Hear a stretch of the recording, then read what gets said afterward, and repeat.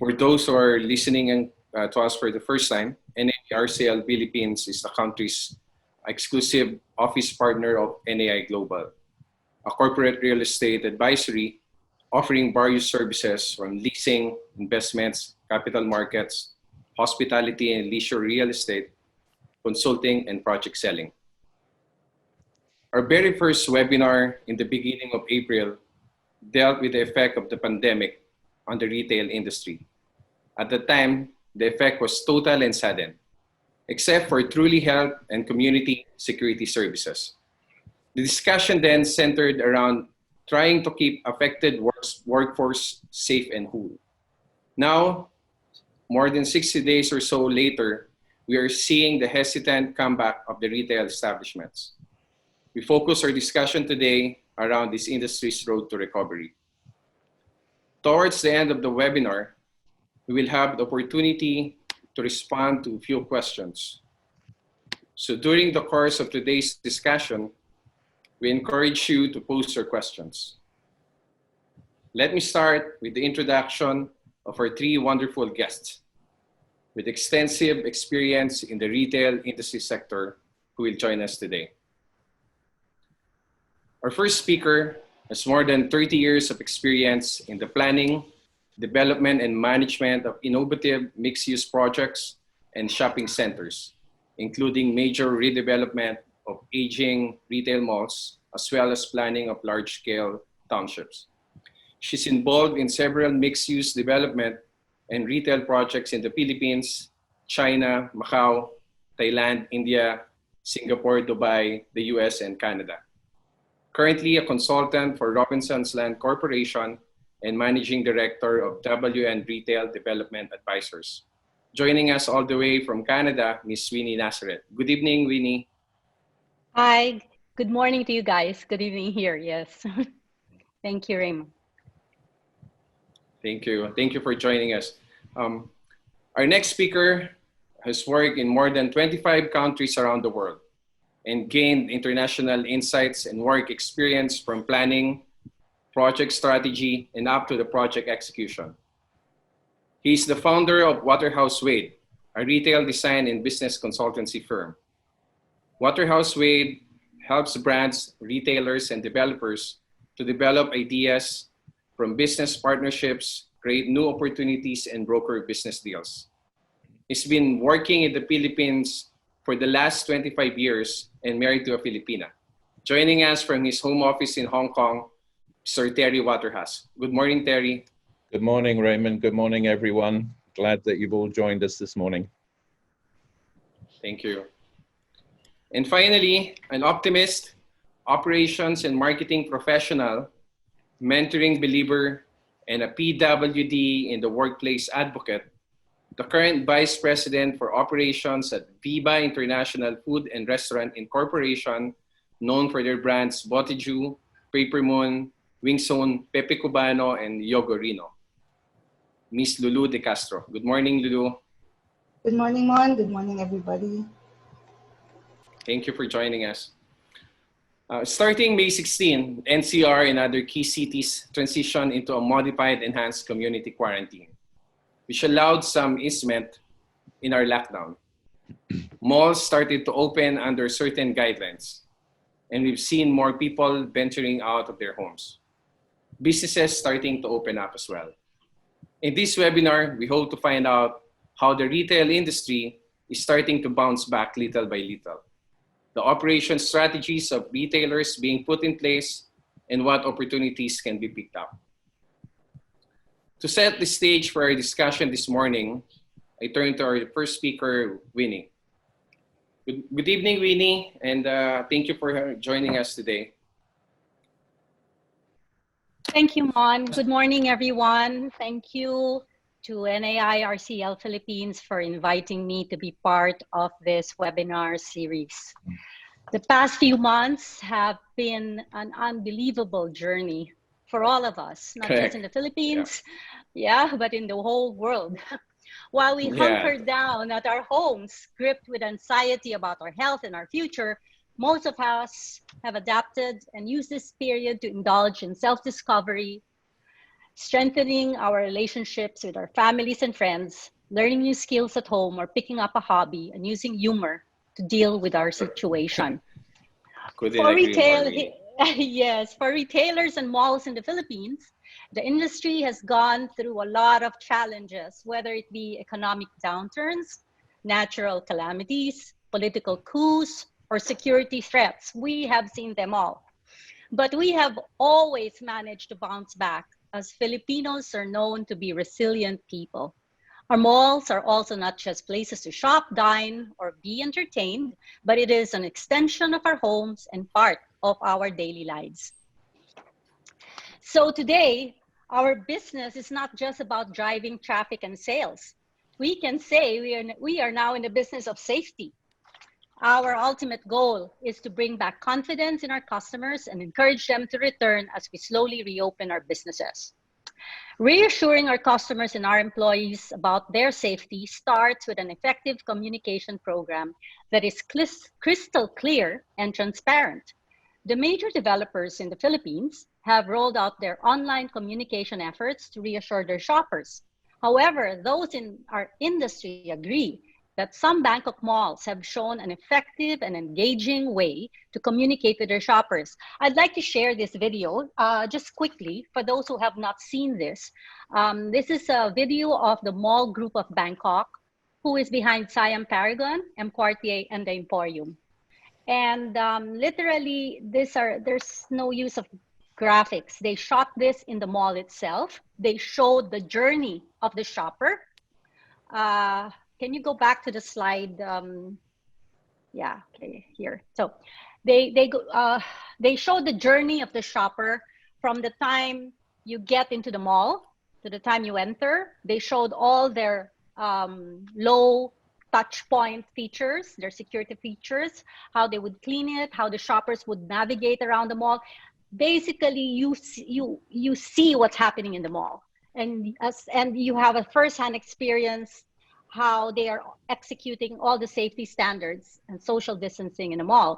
And it makes a big difference to see actual people and being shot in the mall, because you can relate to that, right? And it kind of is more realistic. It's more reassuring. And so when I showed this to a lot of my friends, both in Manila and here, they said, if that's the kind of communication that will be rolled out by the malls, they feel much safer, because everybody's just gripped with fear. They don't want to go out, right? Especially people of my age, they're concerned of being out there and being in a public place. Okay, so maybe we continue. So how does the global landscape look like for malls and retail today? So for one, sorry, yeah, there. For one, we see a shopper with a mission. Next slide, please. There. Okay, for one, we see a shopper with a mission. A shopper who has embraced online shopping and discovered the convenience of shopping from their homes. Whether you're a millennial or a grandma, you feel the excitement of receiving goods delivered to your door. So digitalization actually has pushed the industry to adopt contactless payments, improve and execute their omni-channel efforts, as well as a rise in new apps and online delivery services. Here in North America, we have Instacart, while in the Philippines, they have launched the My Kuya delivery service, shopping service. Correct. Yeah, so those who have invested in technology before COVID-19 are reaping the rewards today. The use of RFID or Bluetooth helped these retailers track exact location of stocks across all branches and warehouses, and this was critical in supporting their online business today. While stuck at home, retailers gave customers tutorials, free lessons, chatted with the customers on product concerns, and engaged them with news on online events, as well as their contribution to their communities. As a case study, here is a great example of a brand, Nike, that highly engaged its customers. Nike upgraded their free on-demand workout and integrated this with their e-commerce. This resulted in a 30% increase in sales online in China during the 6-week lockdown. Creating this relationship and lasting impression with their customer helped support the stores as they reopened. So well, I hope I could play this video because this is something that happened in the Philippines just a few days ago.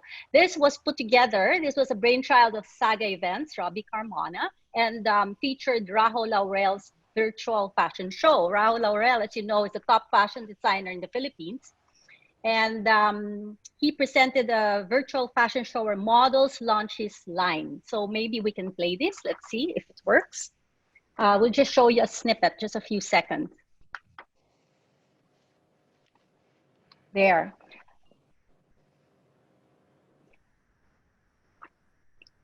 So as you could see, what happened here is the models here shot their own video in their homes. And then they put that production together and use Facebook Live to be able to present it to their audience. So this created a lot of buzz and excitement in Manila's fashion and retail industry, engaging viewers with comments on Facebook. Okay, yeah, so there has been a shift to crisis management. Now today, what's happening in global retailers today? There has been a shift to crisis management, and retailers are now forced to reevaluate their businesses. North America will continue to feel a lot of pain in the industry as the pandemic just pushed struggling large retailers to file for bankruptcy or close a number of their stores. Neiman Marcus, for example, this famous department store, has filed for bankruptcy, and Victoria's Secret, just today, news, announced it will close 250 stores across the US and Canada. But for most global brands, this is the time to revisit their strategy, product mix, strengthen their online presence, rethink supply chains, and find creative ways to delight their customers. This will bring out their entrepreneurial skills that will shape their new normal. So these are exciting, these are hard times, but this is also exciting, especially for those who are really entrepreneurial, and these are and retailers are actually are really good entrepreneurs, right? So in terms of reopening and shoppers' behavior, there are experts who say that shoppers will forever be changed after COVID. I personally feel that pent-up demand and cabin fever will bring shoppers back to the malls, even at a slow pace. We are social creatures and need that connection with others. That was proven while we were in lockdown. All we did was do Zoom with our friends, Viber chats, you know. Especially in the Philippines, the mall will bring back a sense of community and normalcy to our shoppers. So I just wanted to share this. This happened in China. These photos were sent to me by my friend, Paul Husband of Husband Retail. These are his projects in China. And he showed me photos of shoppers who came back. There's no social distancing here though, right? The Chanel in Shanghai, look at the lines. These are the outlet stores outside Beijing. Look at the lines there. Of course, these are the branded stores, but what's amazing too is Hermes in Guangzhou, their flagship store, posted a $2.7 million sales in one day. So what did they do? This is what we call revenge shopping, right? I mean, you feel like you've been imprisoned for 2 months. Correct. You were not able to travel. For those who were looking to travel to shop in the US or in Europe, they can't. So what do? They feel like they deserve this, right? So this is just an example of what could happen. Now, of course, it's not gonna happen in one, you know, the crowds will not come back the way it was immediately. But this is a good sign just to see shoppers being back in stores. Okay, so this new normal also has shown the relationship between mall developers and merchants. It is one thing to say that our merchants, if you're a mall developer, it's one thing to say that our merchants are our partners, but clearly to most developers, the relationship is merely contractual. It's just a landlord-tenant relationship. Whereas the Philippine developers have proven that the merchants are their partners. And I'm saying this, this is real, and are working with them to sustain their businesses. The first 2 months of lockdown, everything was closed. What did developers just waived rent and, and adjusted rental rates while we're doing during this reopening. So mall developers and mall merchants, the next slide, please. So mall developers and mall merchants need to continue to support each other through a genuine effort that goes beyond a short-term view. This is like a relationship test between merchants and the malls. We're not here for the short term. This is really a long-term relationship and play. So in conclusion, now is the time to position for long-term success, adapting to new ways to serve our customers, to be kind to our customers and staff, to have empathy towards them, to give to our communities and strengthen the values of our brands or companies. Don't wait in the sidelines. Be out there. Retailers, small developers, this is the time to plan for the new normal, and let's do it together now. Thank you, and stay safe. Thank you. Thank you, Winnie. I just want to emphasize on that relationship between the landlord and the merchant or the retailer. So if you don't mind. Yes. With this adjustment, the social distancing, of course, the effect of the pandemic post-COVID, how do you see this impact in terms of mall design and offerings? So you, being someone who had the chance to work with major developers here and a consultant for some, how do you see this relationship will progress moving forward? Well, right now there's a lot of dialogue going on between all the retailers, the merchants of the mall and the developers. The mall has been very busy. There's a lot of dialogue. How do we support? How do they support each other?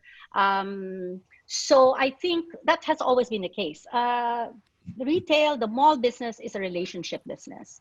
There's no mall without the merchants, right? And the merchants, the mall in the Philippines is still the best place to be located in, right? So you cannot, but I keep on emphasizing, let us look at this on a long-term view. It's and find ways how you can work together, because this is all new to all of us, right? We have not faced anything like this.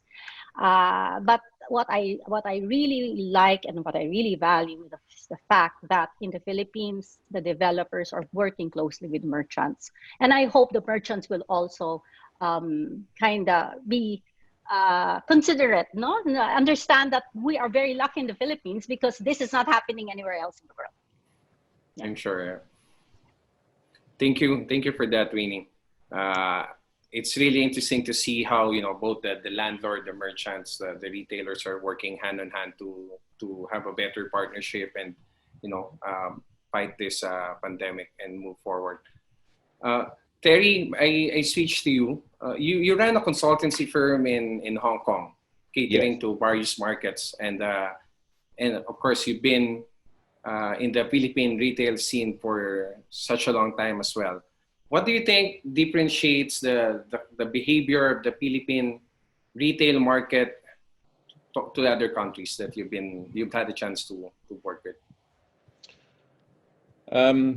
Well, I think generally it's the diversity of the geography is one uniqueness aspect to the market, and also the diversity and complexity of the social and economic groups that exist in the Philippines.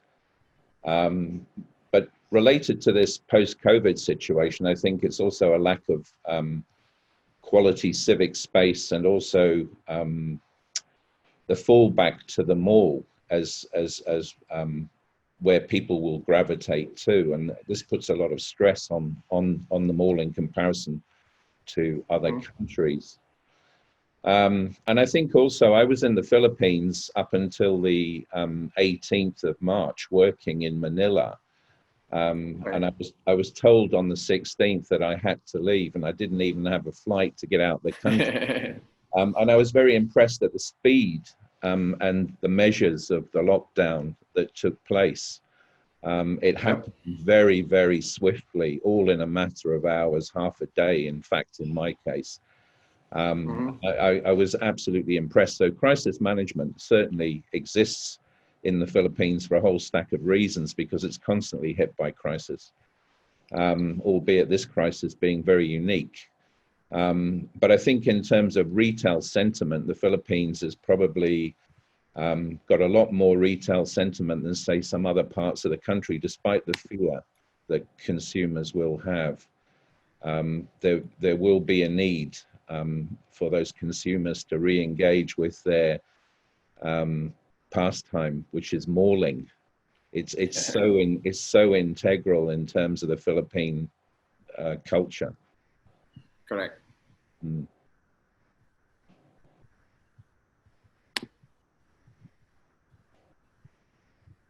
Okay, and then do you have this presentation? Okay. Thank you. Right.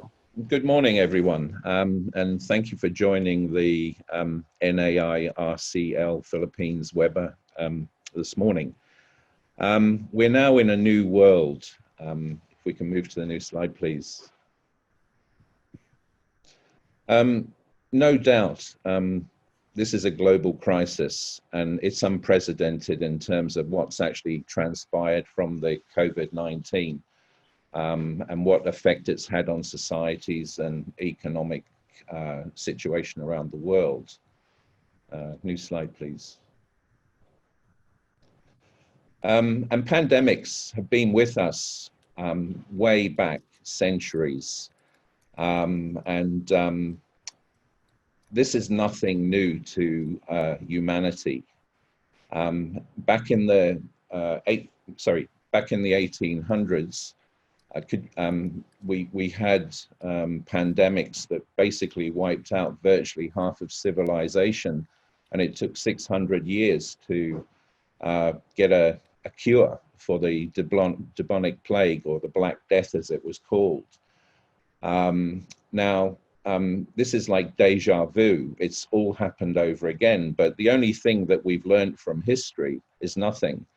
And in fact, through societies that were affected with these pandemics, including the Spanish flu, they all went through the same thing that we're going through now, and having to reinvent society and the way that we go about our lives. Next slide, please. And I drew a lot of philosophical sort of alignment here with the Japanese art of repairing broken property. It's very clear that we're in a very broken world. I mean, the world before COVID was breaking up through a whole series of reasons, whether that's political, economical, trade, and various other things that were happening in the world, like environmentalists, etc. And we have a broken year, and we have to repair our world. We have to repair our broken pot. And the only way to do that is to do it holistically. Next slide, please. We saw at the end of the tragic crisis after 9/11, the dramatic effect that that had on the travel industry, and the travel industry had to reinvent itself through this disaster globally. But as we saw since 9/11, the world has been rebuilt. Okay, the travel industry is now going to have to do this all again.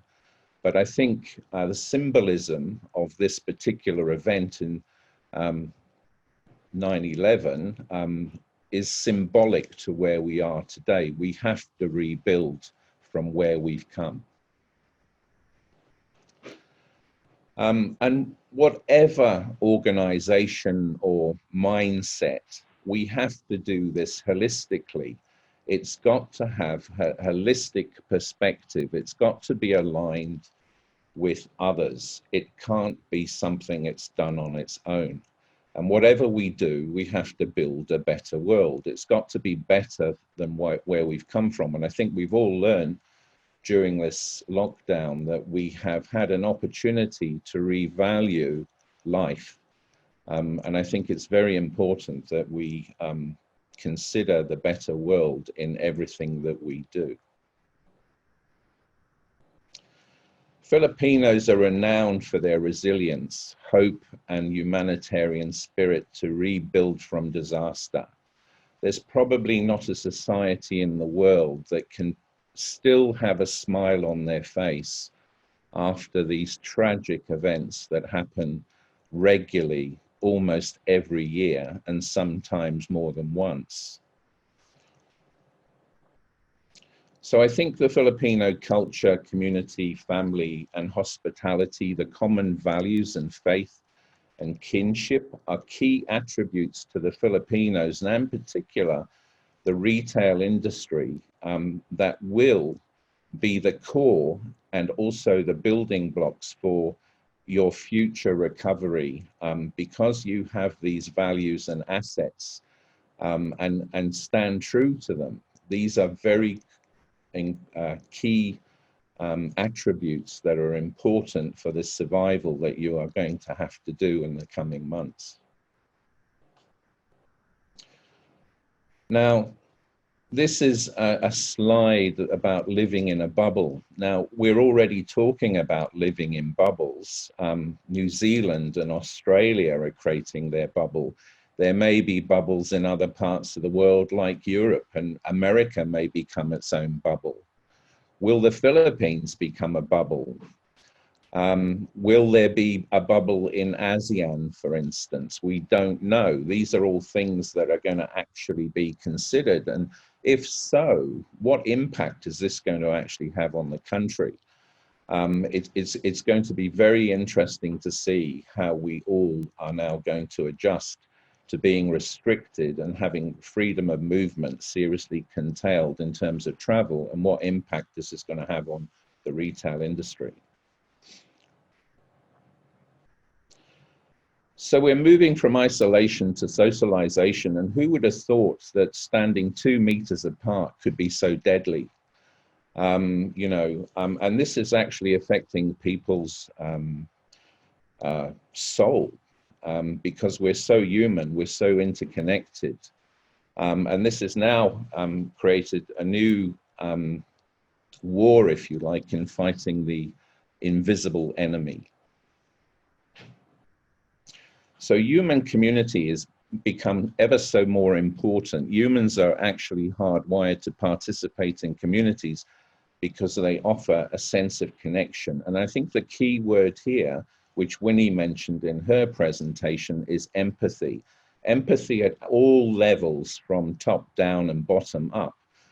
This is going to be a key messenger in terms of whether marketing campaigns, the physical relationships that a landlord has with its tenants, a brand has with its customer. Empathy is going to play a huge conduit in the rebuilding and recovery of COVID-19. So human civilization will need to invent and understand what it means to be a human in a brave new world. Next slide, please. Now, very interestingly, in 2004, we were involved in a project in Manila with a company that was a technological company.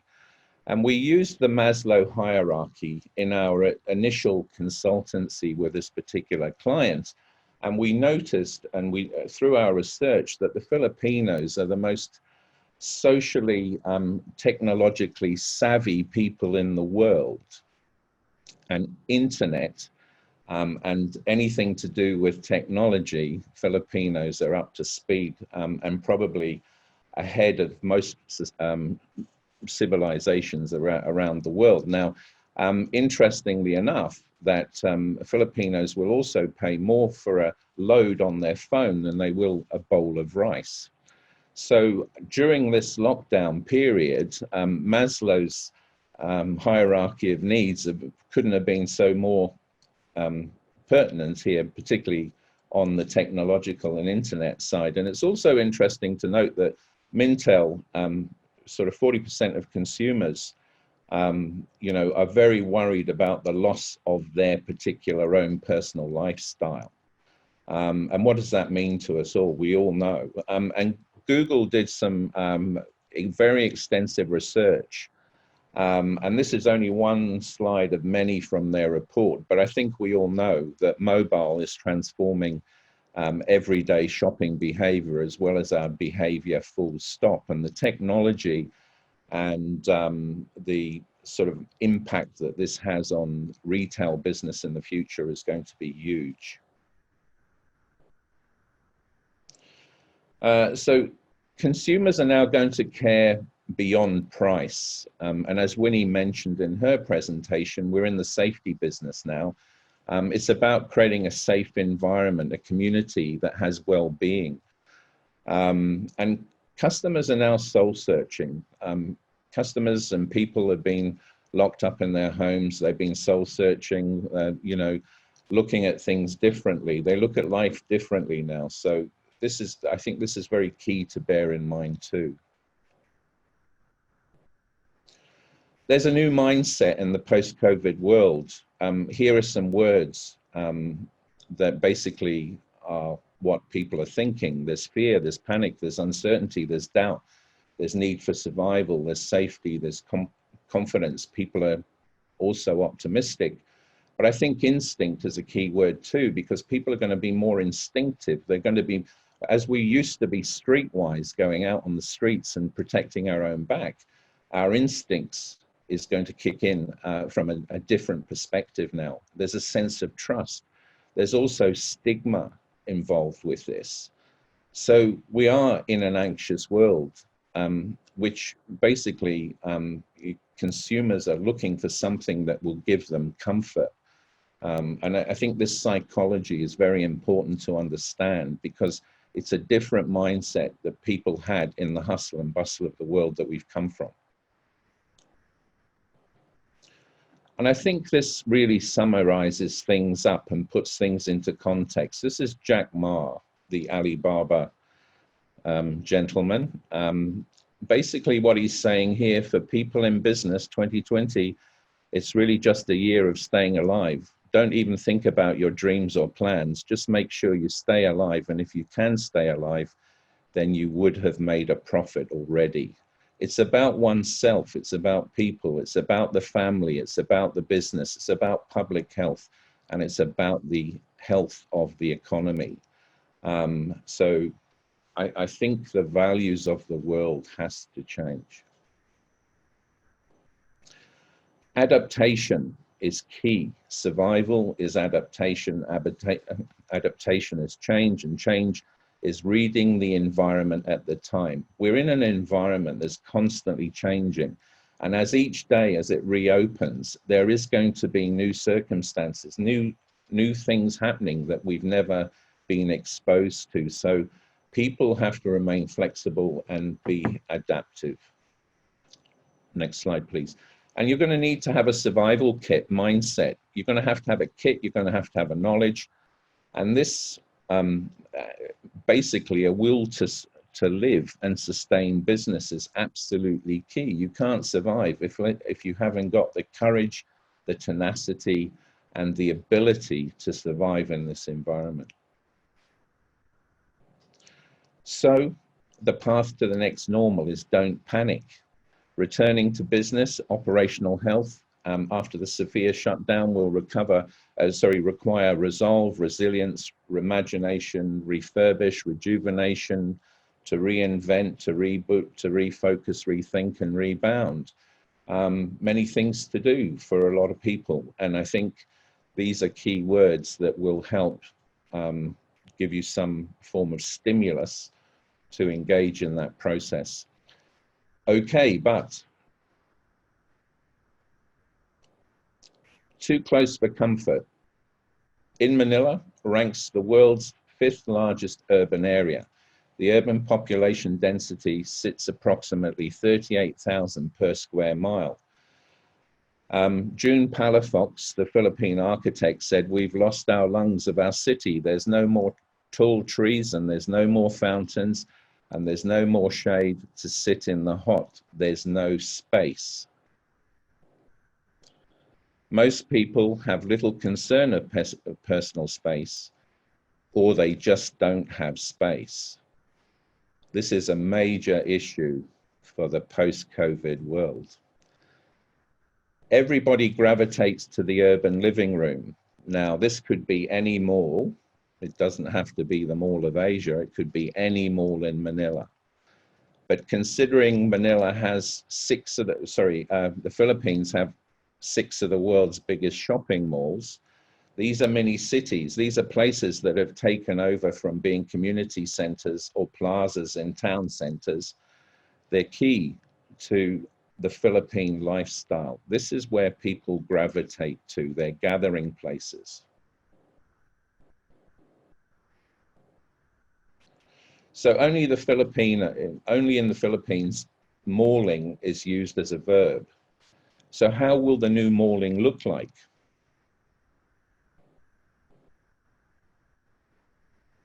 Time to question the status quo and think outside the box.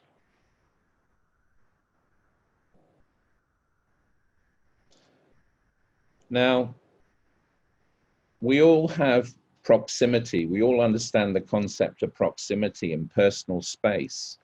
When I first went to the Philippines, like 20 some years ago, and also Hong Kong, personal space doesn't exist.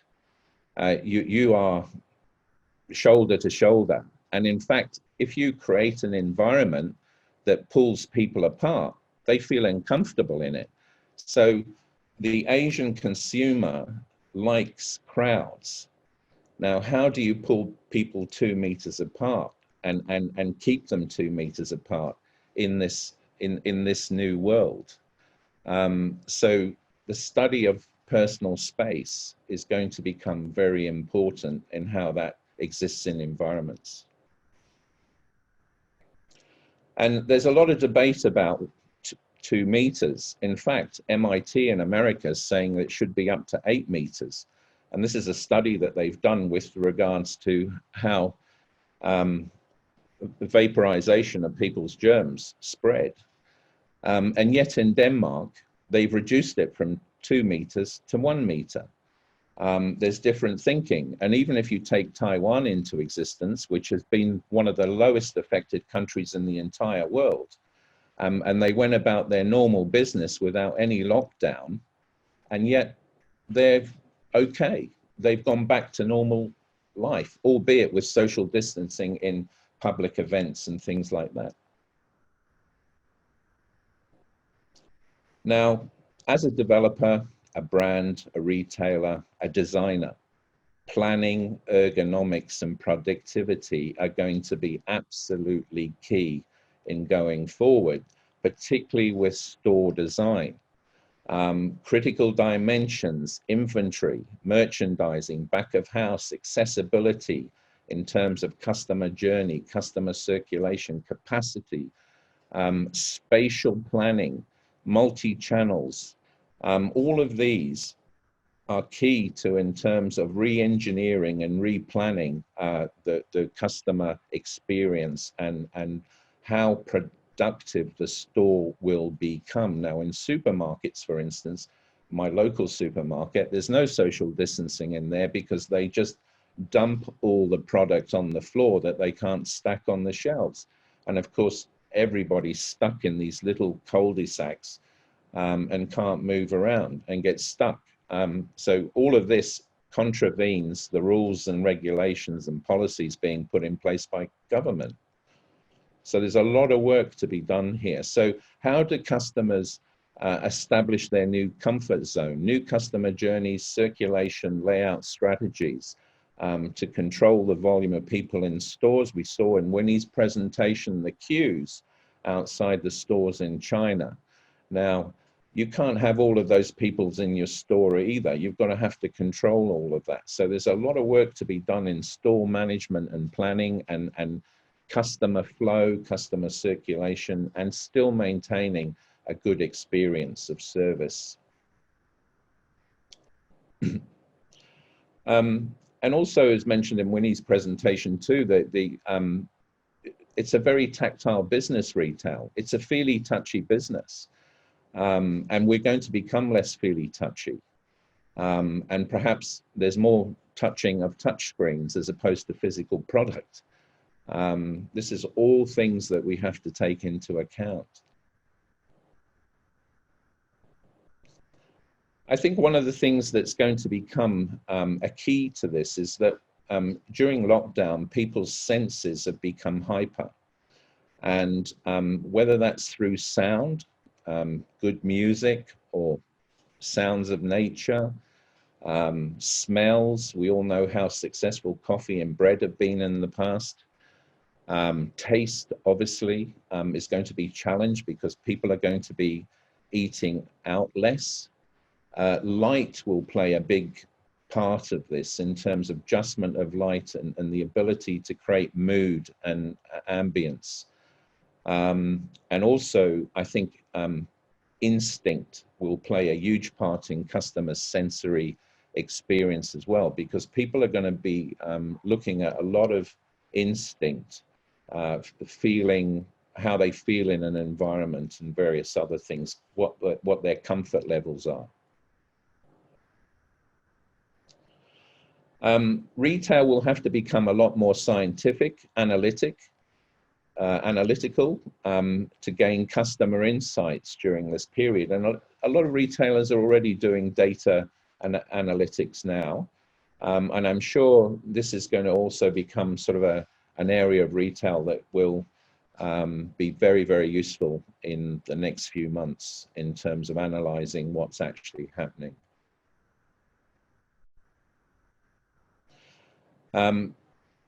Undoubtedly, there's going to be shifting customer touch points, and this is going to be huge in the F&B industry, whereas a few years ago, you know, particularly a mall developer was looking at re-tenant mixing their malls to include more F&B. What's going to happen now? People are going to go out eating less. I remember in 2003 in Hong Kong when we had SARS, all the restaurants and hotels in Hong Kong basically didn't have any customers. And yet supermarket sales went ballistic because people were buying food. But the irony of that was that the Hong Kong people didn't know how to cook food because they never cooked food before, because they used to eat out so much, or they used to have their home help cook it for them. And that basically created a new industry. You know, groceries sales went up, book sales went up, and learning how to cook, cooking classes. Town Gas, which is a utility company in Hong Kong, started cooking lessons and opened 2 cooking schools in Hong Kong. So there are opportunities with these shifting customer touch points. Undoubtedly, for certain retail categories, there is some good news. And certainly in the grocery business, convenience business, that has paid dividends during this lockdown period, but not in everybody's retail business is the case. It was very interesting when I was stuck in Manila for 2 days trying to find food, because I couldn't even get food in the hotel where I was staying. And the only places to really get food was in convenience stores. And certainly I'm sure that they've done great business over the lockdown. So no one knew where retail was headed before COVID. The debate about clicks and bricks was always the big talk at the time. But what comes next? It's the challenge as well as an opportunity. So perhaps there's been an acceleration of more clicks than bricks during the lockdown, but the bricks will still not go away. It's how the bricks are repurposed and play a role in the future. 2020 was meant to be the Internet of Things. We certainly got a lot of things in 2020, a lot more than what we ever expected. And certainly from a technological perspective, it's been tested and proven that the Internet is now working as we know today. But it's about poet too. It's about the psychology of everyday things. It's being able to understand people's new necessities and way of life. And we need to tie these things together to come up with a solution and how retail is going to unfold for the future. And transhumanism, where the physical and the digital world all come together in the PhD of physical, human, and digital. We all now need to consider this holistically, how it's tied together. Now, everybody has always focused on the physical or the digital. They've never talked about the human component, and never before is the human component in terms of coming up with a retail solution more important now than it has ever been. Great picture, very futuristic. Now, this is more about emerging technology than robots and artificial technology. Even though artificial technology does exist, it has played a huge role from a scientific perspective in the COVID situation. But in retail, emerging technology is the thing that's really going to be the catalyst of change. In the next 10 years, there's huge developments taking place in emerging technology that will transform retail and other businesses. And this is something that people should now be thinking about. Perhaps previously, certainly digitization and various other things has been slow off the mark in the Philippines in comparison to other areas within Asia.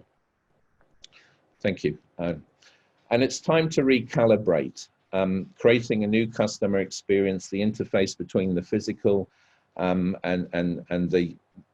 the human and digital world.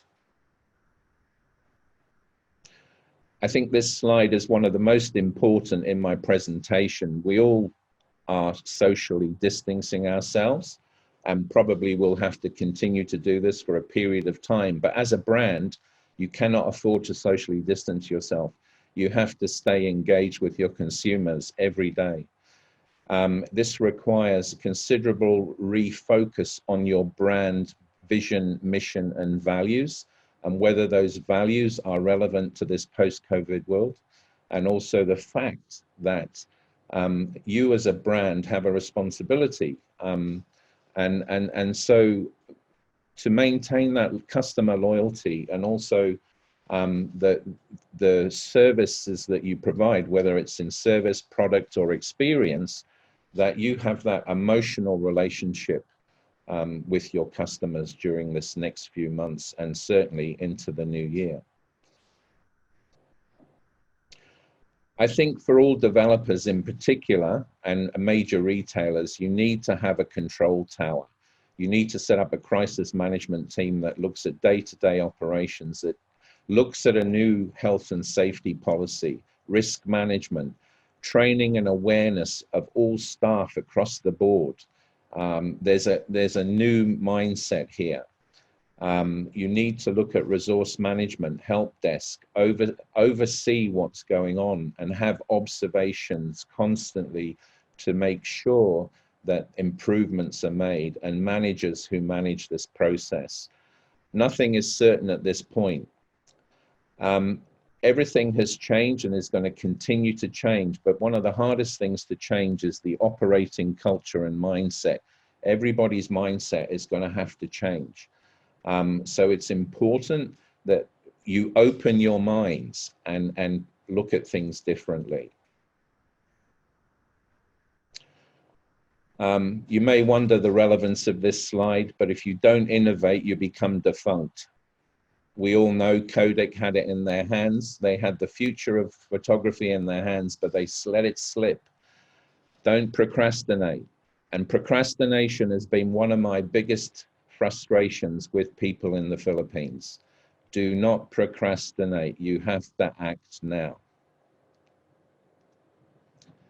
So there's no more business as usual. Hope is being able to see the light despite all of the darkness. Thank you. Thank you, Terry. It's a very, very informative presentation. I wonder if us Filipinos are ready to let go of the malling experience, as you mentioned earlier. Now, I turn over to Lulu.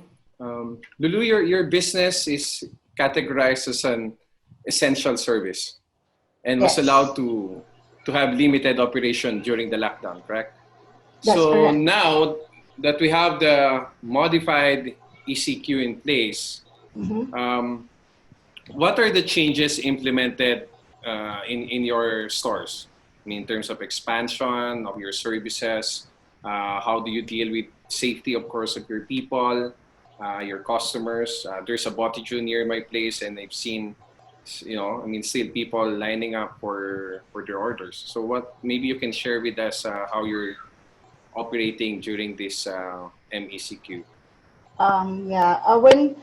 When we were aware that we could operate even for delivery and takeout, the first thing we did was really make sure that our employees, um, we got them the IATF IDs, the Interagency Task Force IDs. We made sure that everybody had them so that they couldn't be stopped, and they would be very clearly identified as frontliners. We also organized a shuttle service for them.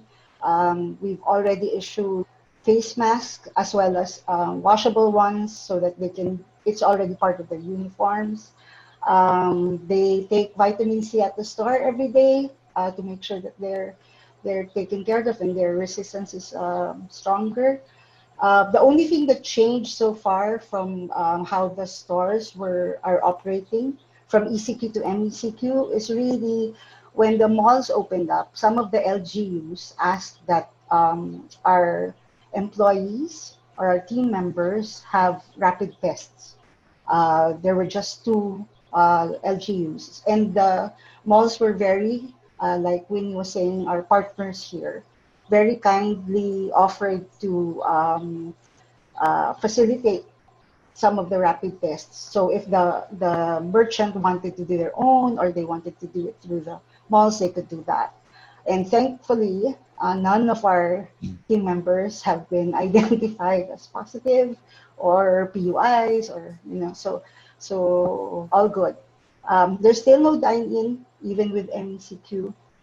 And then all your questions regarding how we'd like to take care of our customers during this time, I can jump into my slides. Yes, please. If that's all right with you. Okay. Yeah, sure. Please. Thank you.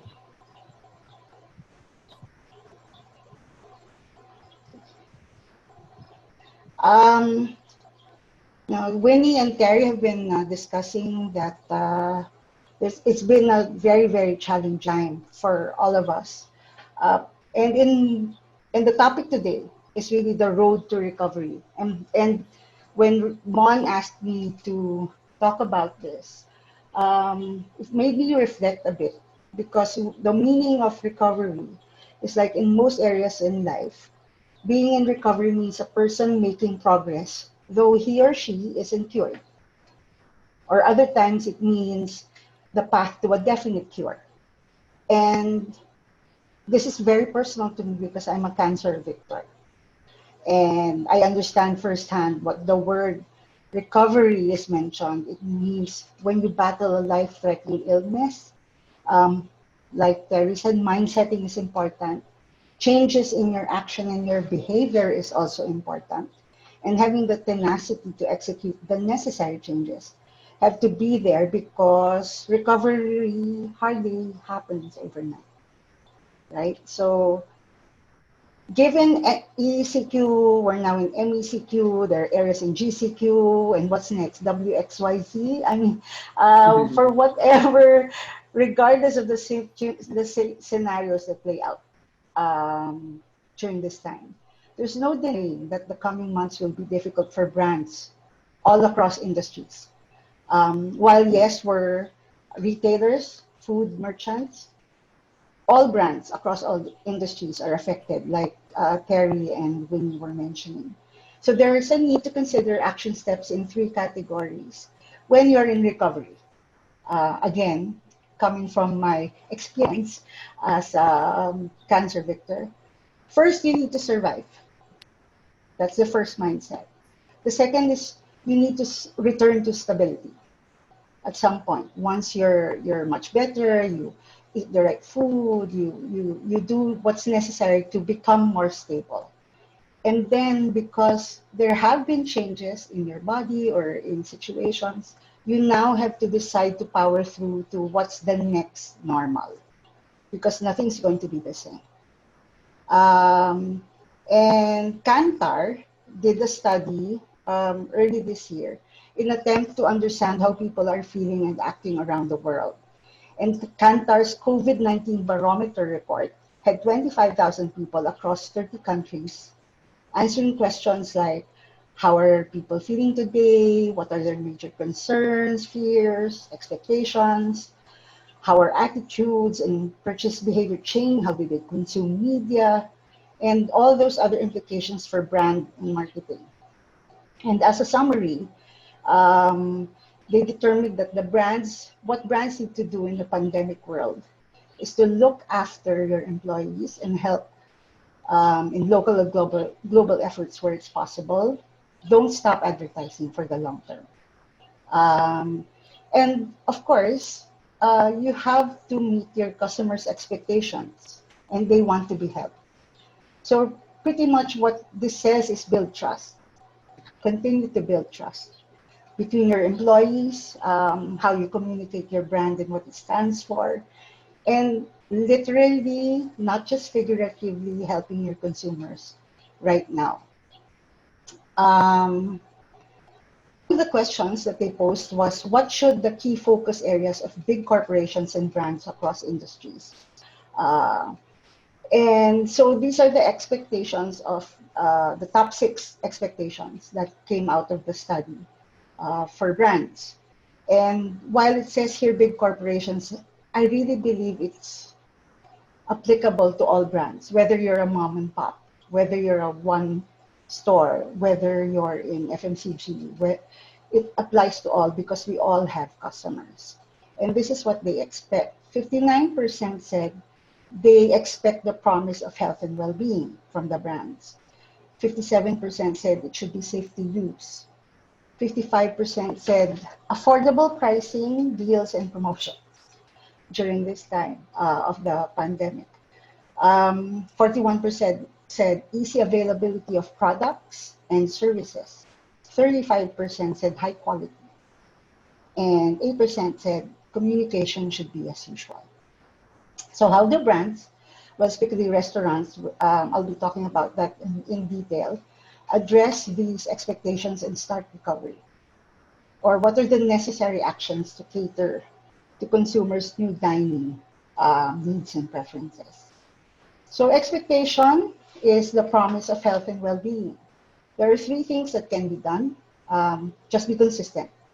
Consistently serve delicious and made fresh foods. Look into the availability of having ready-to-cook items as an option for those who are concerned about delivery of ready-to-eat. If they to remove the anxiety of some people who are concerned about that. Where necessary, reinvent the menu to include clean food, paleo diets, plant-based protein, and others. Introduce menu items to capitalize on these health and wellness trends, price them competitively, and market them accordingly. Or have products that look out for their well-being. For us, one of our brands is called Wing Zone. So we serve wings with a choice of 17 flavors that you can enjoy with them. While we know that there are other brands who are offering ready-to-cook, given the concerns of all this health and safe food safety, we also launched a ready-to-cook wings, but offered the complete experience, not just the marinated bone-ins. So when you order from us ready-to-cook items, they come with the breader that's in the store, used in the store, as well as a choice of the flavors. So the person at home still experiences the whole Wing Zone experience, unlike some that just offer the the marinated meat, right? So that's one thing that we're doing. The second expectation is safety use. What does this mean? Simultaneously go safe and show safe. Proactively create a reopening playbook that includes updated standard operating procedures that not only provide a secure environment, but also serves to reassure potentially anxious customers. Then ensure the new hygiene and safety protocols are in place and they're highly visible throughout the restaurant and in the products that are delivered to their homes. So when we started delivering and doing takeout, we started posting on our social media. This is one example. We have 5 brands, but I'm featuring Botejyu mostly today. We started communicating this, showing people that this is what we're doing in the store. If you're having food delivered, you know, these are the safety precautions that we're doing. When people start coming to the store, either for takeout or later on for dine-in, our operating guidelines have been updated. In fact, we're just waiting for LGUs or the malls to tell us how many seats and tables are we allowed to use. We're prepared for that. And have these signs also at the entrance of the store, and as well as alcohol dispensers. We've already started installing distance markers for people who are waiting for takeout or waiting to come into the store. Some stores have, we've all, because that's one change also. During ECQ, we could use the hallways for people to wait. But now during MECQ, since the malls are open, we've had to reconfigure our stores. So now we put arrows on the floor and kind of change how the flow of traffic would be. If you're ordering takeout, there's a waiting area as well here. And then where you pick up your food and then where you exit. One of our brands, like I said, Botejyu, it's a 74-year-old Japanese brand, and it's always had an open kitchen. That's the concept, to recreate the authenticity of Osaka street food sounds and smells, where people can watch as their okonomiyaki and takoyakis are prepared. Now, the concern for safety given these times has challenged this concept, and there's now a need for us to install acrylic dividers so that people can still watch and see how the products are made and get that extra reassurance that the products are being safely. The third expectation of the consumers is affordable pricing, deals, and promotion. Of course, times are hard, and they are harder now. So guests are longing to return to some semblance of normalcy, even as they remain concerned about health and safety. So this may mean readjusting menu items, menu portions, and price adjustments, given the current market conditions. We can also start reintroducing day part items, and maybe alcohol, since the alcohol ban has been lifted, the liquor ban has been lifted. So we should start building traffic by offering value first, and then when they are, we get into a conversation with them, and that's when we start upselling. So for example, for Mother's Day, we have Paper Moon, and we started asking our customers to place advance orders for their moms, including a special treat for those who ordered, or maybe if they're very generous, they will also give it to their moms. So this happened during Mother's Day. We also incentivized people who, instead of ordering, come visit our stores for takeout. So if you come to our stores, you get a 10% takeout discount for Wing Zone.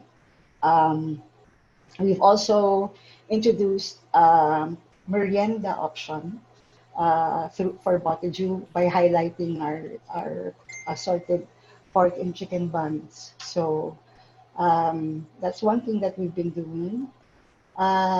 Next expectation of the consumer, as stated in the Kantar study, was easy availability of products and services.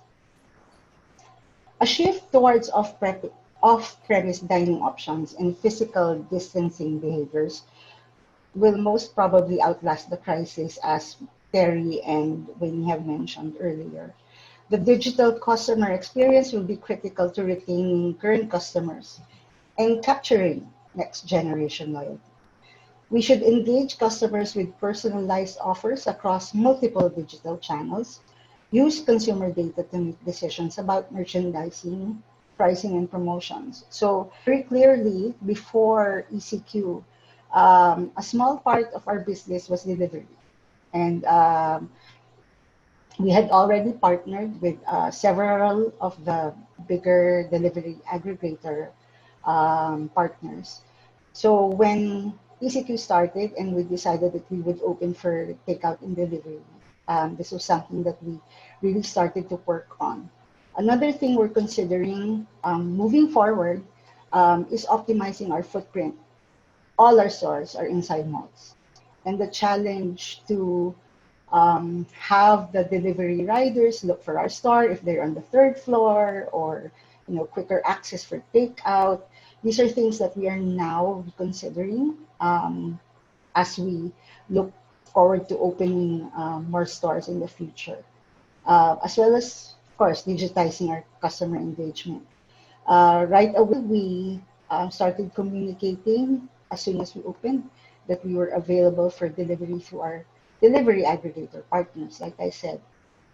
But we also felt the need, while we are happy with the results of our partnership with them, that there's an opportunity beyond their universe, right? Because right now we're really tied to when people look at their apps.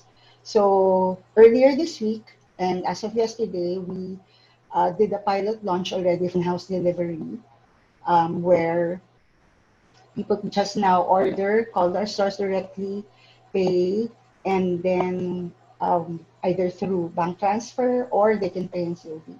And we deliver it directly. So we have in-house riders already. And very soon, and if we incentivize also, if you want to order directly to us, this is a unique meal that's only available through direct dial-in to us. It's not available on our delivery aggregator partners apps. So this is unique. You call us directly, this is offered to you. You get a free gyoza if you get this meal. And we're going to be doing several other promotions like this, exclusive to in-house delivery moving forward. And in a few weeks, we'll also be launching our online ordering and payment site that will allow us to deliver more, and with the option of contactless payments already straight away. The expectation of high quality. Your regular guests must experience the same quality and taste that they experience dining in. And if you have new customers, and you will have new customers, the expectations should be exceeded.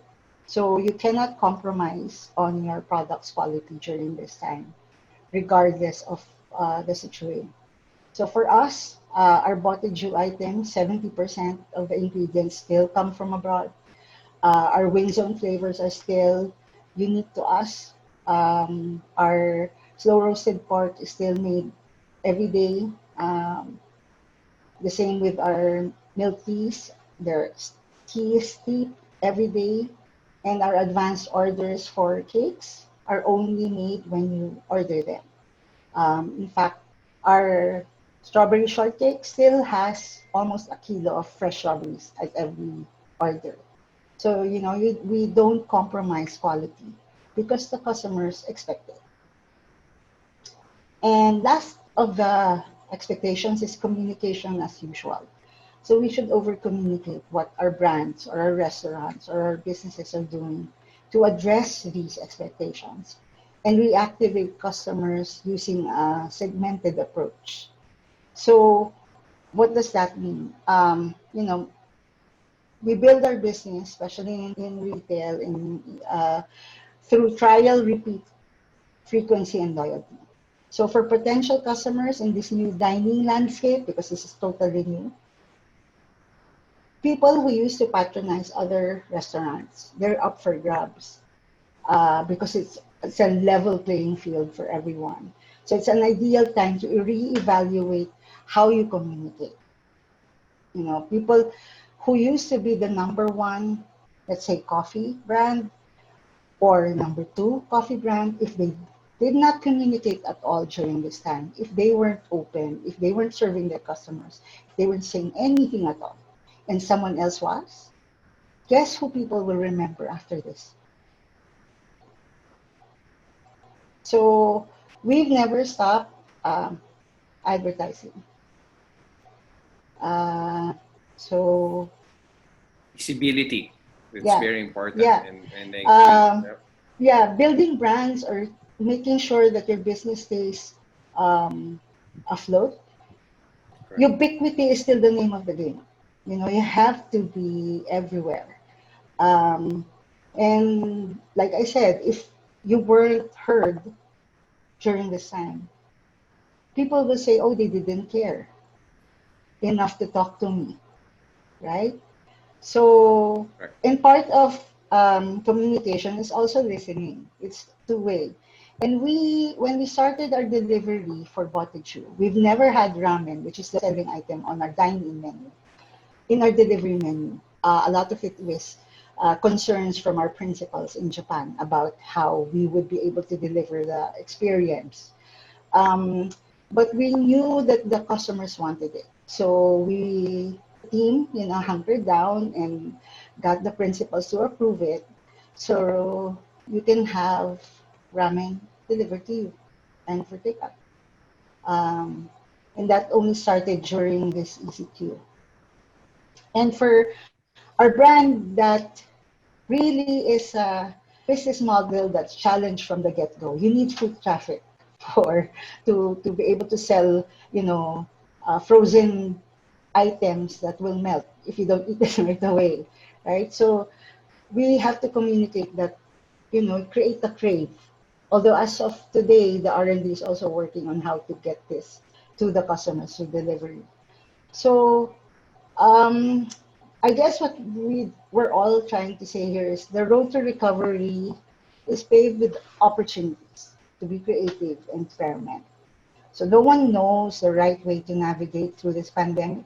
So we simply take a necessary step forward and then the next, and let the expectations of our teams and our customers be our brand's roadmap to recovery. And like I said, I like this quote from Salman Rushdie.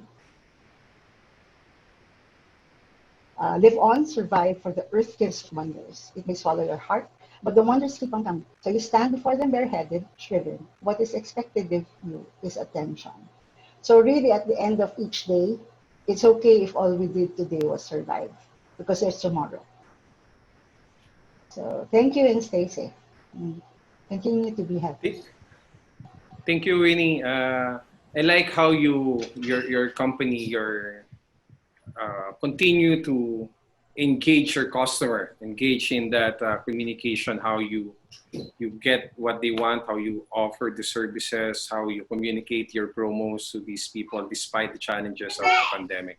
So that's very, very, interesting me as a customer. I mean, I love that. It's Just want important to to remind, listen. Just important to correct. listen as well. As we move forward, we'd just like to remind the audience to post their questions now in the chat room, in the chat, the bottom of your screen. So we'll take our speakers will take some of your questions before we end the webinar. So I'll start with a question for everyone. You know, you all mentioned, you showed us what's happening, not just in the Philippines but around the world. So where do we go from here? What are the opportunities you see in this retail industry? I mean, I've seen how LULU and the Viva food is trying to look for more engagement opportunities with their customers and clients. So what are the other opportunities that we can look at? I'll start with Winnie, if you may. Okay. I think right now I've been talking to some, I've just talking to some retailers, and a lot of them are rejigging, you know, their merchandise offering. Necessities, we all talk about essentials. What do you mean by essentials aside from your supermarket and pharmacy and personal care items, right? Essentials right now, Uniqlo, for example, is an essential fashion brand. I know for a fact that they had posted good sales since they opened after May 16. So that is an essential. Giordano, for example, is another brand which is seen as an essential. And so this is, I'm not saying that fashion, high fashion, or more that will still be that will always be there, especially once this all eases up. But I think there will be more for retailers, and I'm talking fashion here. They will be looking at number one, maybe planning to have more comfortable clothing, you know, loungewear that looks like streetwear. That's one. Also, there will be a lot of wellness and wellness oriented businesses that would mix merchandise and real care, like healthcare, like doctors or chiropractors. So there will be a different, there will be new formats evolving that will focus on self-care and wellness and health. I think as far as also the malls are concerned, there will be some thought now that will be given to designs of future malls. Here, well, in North America, people feel that being outside is safer than being inside. So, because somehow they just feel safer, right? Being outside. And so maybe, again, having open spaces, this designing with open spaces in mind and not just enclosed malls would also, again, be looked at. Developers would recognize that, and also that's something too that shoppers would like. So that's one, and then two. Now you will, three. Sorry. Now there would be careful thought being given to fulfillment centers, pickup points. So when in existing malls, that will be happening, and also ways to be able to support merchants, like food, for example. Once this all eases up, but still you need to practice social distancing, there has to be a deliberate effort for developers to increase seating for restaurants. Whether, you know, I mean, allow the restaurants to really extend their tables in the mall, but at the same time also you have to manage the flow of traffic, right? Or if you're outdoor, for example, if you're in a park area, in a park or outdoor setting, okay, like BGC or Greenbelt or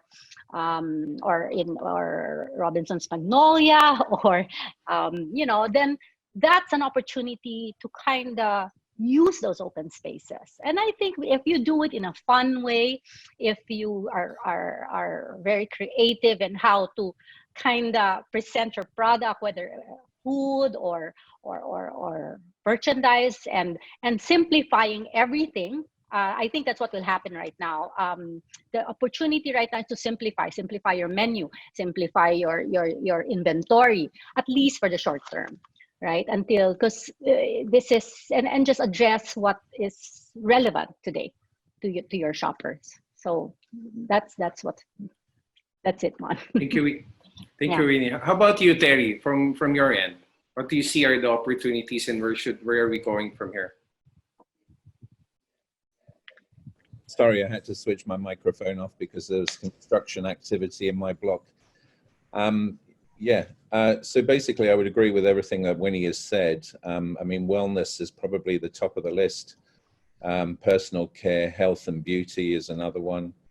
I think another one too is education and edutainment is going to be big, as people have probably found out during this lockdown. Fashion industry is also going to change shape, I think, too.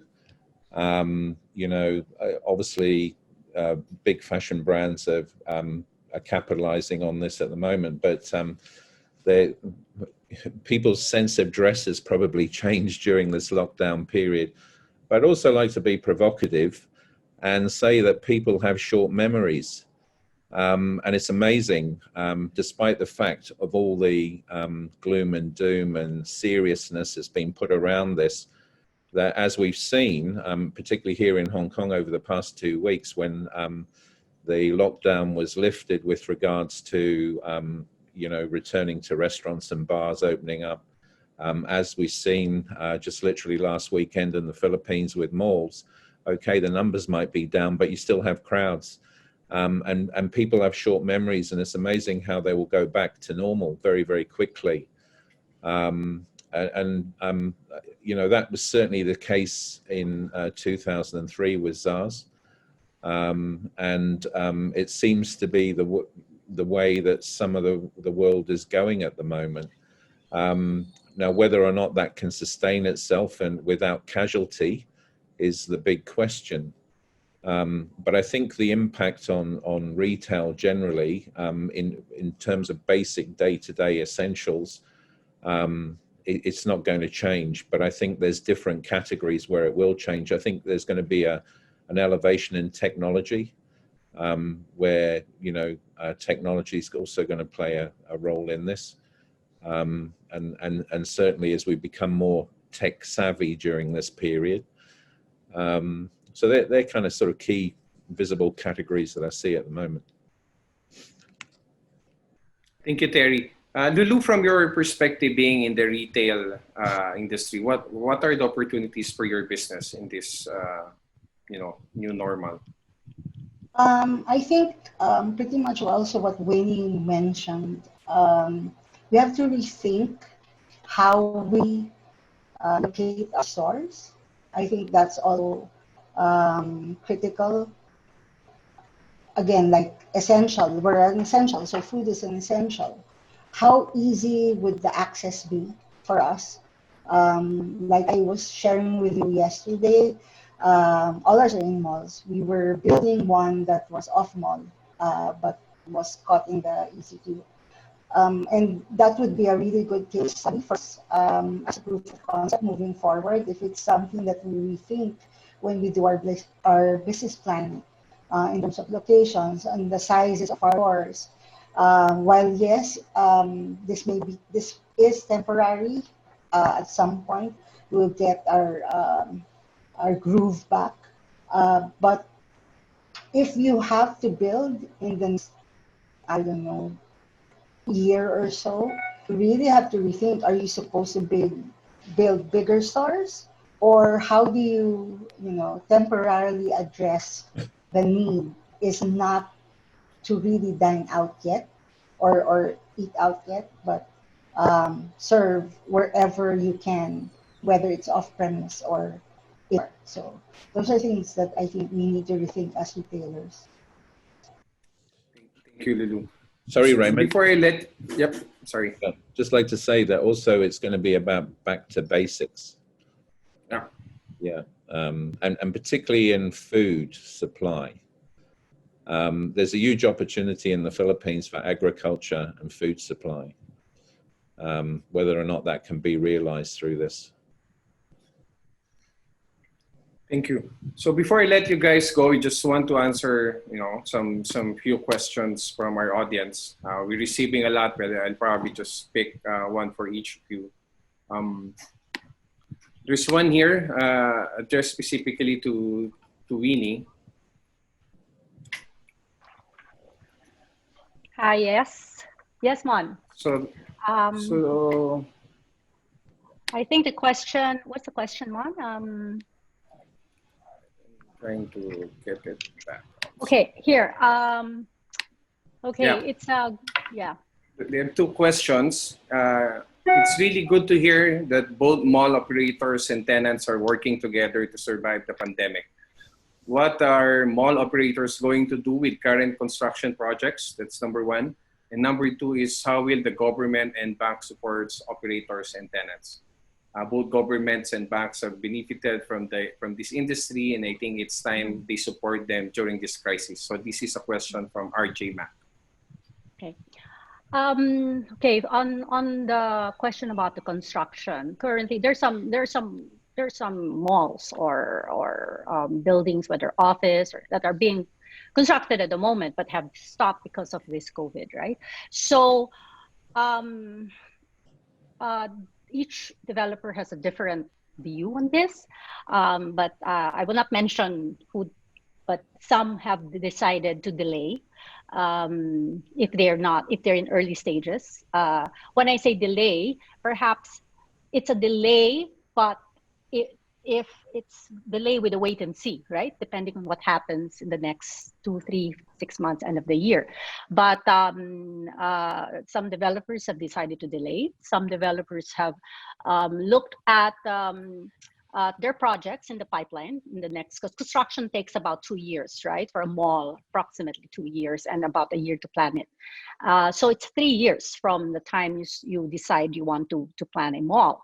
So 3 years down the road, if you have if you're planning to open 3 years down the road, then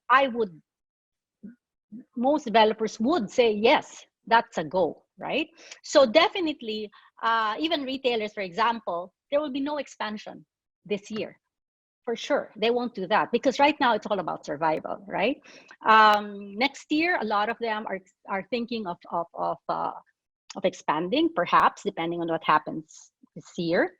But I think it is safe to say that since construction projects take about 2 years, it's safe to say that it will go on. Developers will have to expand, right? Expand or redevelop. So that will happen. Whether it's happening, whether they will open something next year is a big question, right? It all depends, right? But I guess what I'm trying to say is they will also choose to really push through with the ones in very good locations, perhaps put on hold some that are, maybe not in first tier or second tier cities. In a more challenging phase. Yes. So that's how you would normally look at it, but then when they say put on hold, that means because the land is there already. Most of the time, their land is there, and it's an asset that needs to be developed, right? It's sitting there. So it's just a matter of time. Yeah. So I in answer to that, yes, construction, it will still happen. I mean, unless all of a sudden it's the end of the world and there's nothing, right? But we will bounce back. We just have to just kind of just move at a slower pace right now. And then the second question was how the banks and are helping the retailers at the moment. I would say even before COVID, a lot of these banks, land bank, for example, I'm just saying land bank because in the provinces, for example, there are a lot of mom and pops retailers who need some financing. And the banks are always supportive of the small enterprises, of these entrepreneurs. The rest, most of these big developers as well are conglomerates who own banks, like Robinsons owns Robinsons Banks, SM is BDO, and of course Ayala is BPI. And I know for a fact that even before that developers somehow come refer their merchants, right, to and help them out. Again, the spirit of partnership in the Philippines is quite strong, because in the end, whatever is good for them, and if there's promise, I mean, it's worth investing in them, right? So I think that would continue. Yeah. Now, I just like to say though, overseas, like in North America, a lot of there are programs that the government has already launched, lending programs for retailers, for those who have been affected by the pandemic, and even bailouts of certain industry. In the Philippines, it's not happening, and that's why the developers, the private companies need to really kind of help each other right now. Yeah. Thank you, Winnie. This question, I throw this to Lulu and Terry. What would be the retailers, both clothing and F&B included, timeline on reinventing their brands in line with new normal guidelines. Maybe you can share your thoughts. Lulu being in the F&B and Terry worked with a lot of clothing company also. What do you think is the timeline for them in terms of reinventing their brands towards the new normal? This is a question from Kay Carlos. Yeah. Hi, Kay. Thank you for that question. That's a very good question. Um, Timeline for reinventing. For me, as a restaurant person in front business, I don't think there's a real need to reinvent the brand. It's really more providing what the consumer needs at this point, and preparing for what they will need in the future, which is still and what your brand should stand for. You shouldn't move away from what that is. So if that means more products that will address health and wellness issues, those are the things that we develop, and those are the things that we offer.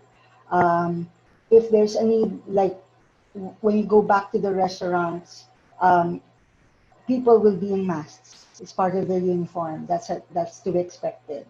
How we serve the utensils will also be different from the way it was presented before. So those things are already in place. We're just waiting for the government to say, hey, you can go have your customers back in your stores. So we're actually ready. And given that we already know what the customers are expecting, we're just supposed to be prepared for that. Thank you, Lulu. How about you, Terry? You've been doing consultancy, especially branding as well in some of your clients, and I notice you have some retail clothing clients as well. So what do you think is, probably a reasonable timeline for them to reinvent their brands towards this new normal? Well, in terms of physical time, I think it's very difficult to put, say, a month, a quarter, a half a year on this, because the complexity of the subject is I'm sorry, I've got some construction background sound. I don't know if you can hear it. But I think it has to be a phased process. And the phased process is that we had phase one, which is the outbreak. Phase two is the containment. And phase three is market recovery. So we're moving in from phase two to phase three at the moment, to market recovery. And that's going to require a pivotable and adaptation stage of changing whatever the brand is that we're talking about, to accommodate the new operational conditions. And also there needs to be some form of market revival.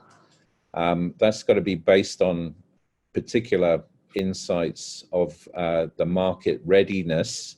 So in the case of food, for instance, where confidence is going to play a big role in that, and also going into a fashion store where you are feely touchy and perhaps having to go into a change room and try something on. These are all sorts of aspects of the customer journey that need to be thought about. And there needs to be some form of communication that looks at what action of the new normal is and how to engage and incite through whatever campaigns that you're doing to communicate to your customer. This all takes time, but there's probably a short term and a medium term strategy. But ultimately, you've got to work towards a longer term plan, which probably is looking towards the end of the year. But bearing in mind also, Christmas starts in the Burr months in September in the Philippines. So the summer season's coming up very fast. There's only June, July, August, and then we're bang into the Christmas season. So there's a lot of thinking that needs to be happening right now.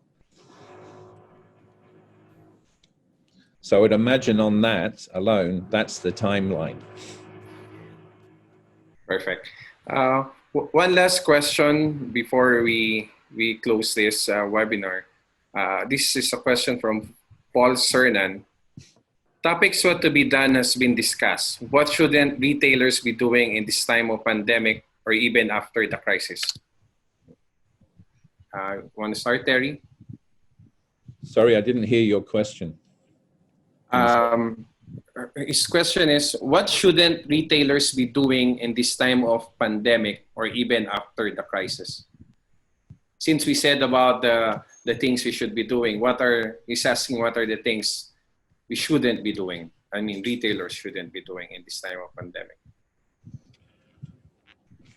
Well, I think any retailer shouldn't be doing anything that they feel uncomfortable about or basically isn't right for this moment in time. You know, circumstances are local. They're not necessarily global at the moment. So, and particular in Manila, where you know you have different cities that have different health. That was very evident when I was there prior to coming back to Hong Kong, that there were cities that were very bad health and there were cities that were in good health. Right. So certainly no retailer or developer should be acting irresponsibly if their health is in not good order. That's the building wellness, that's the employee wellness, the whole operations wellness.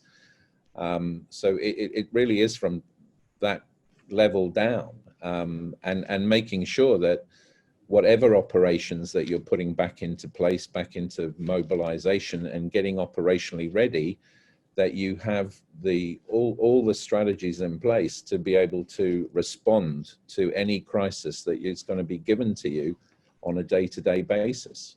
And I think that one of the biggest things is particularly when malls is like, you know, okay, they take your temperature when you come in the mall, but what do they do? What do they do if they do detect your temperature is above and what can't allow you in?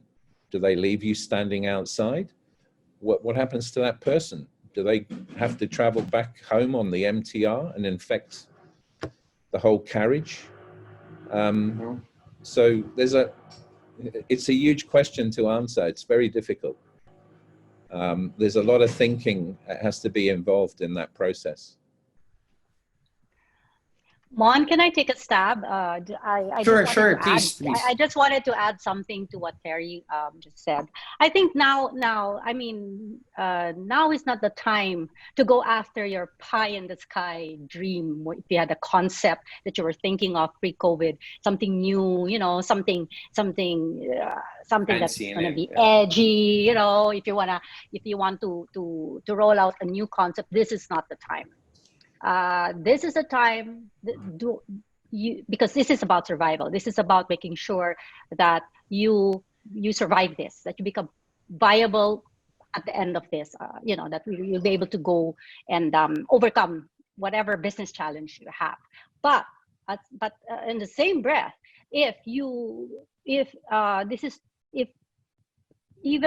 is the time to be innovative, if you want a new concept, it needs to be relevant to what's going on today, right? So if you're in fashion, for example, this is not the time to push for something that's, you know, for formals or not right now. This is not the time. You then go and see what's in your merchandise mix that's you know, that will appeal to comfort, to basic. So that's how you would kind of approach that. So I guess be innovative, but be relevant. So yeah. For those who have questions that we did not get to address today, rest assured we'll respond to you by email. We will also send a survey to everyone. Would love to hear from you. I mean, what are your comments or thoughts about this webinar? And on behalf of our guests today, we'd like to thank you all for joining. Thank you, Terry, Lulu, and Winnie. Thank you. Thank you, everyone. Thank you. Thank you for having Stay us. safe. Bye. Bye. Be healthy.